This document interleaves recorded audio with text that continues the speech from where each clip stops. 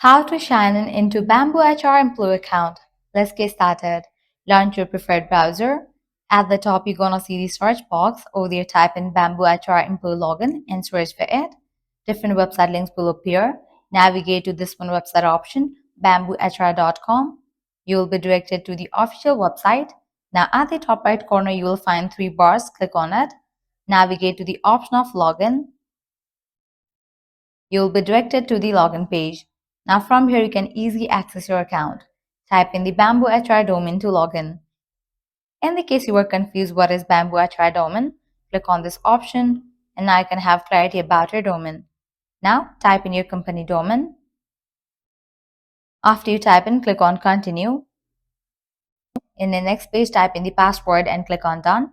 With that, you will be logged into your account. This way you can easily log into BambooHR employee's account. At the end, if you guys find this video helpful, don't forget to like, share, and subscribe to our channel. Thanks for watching.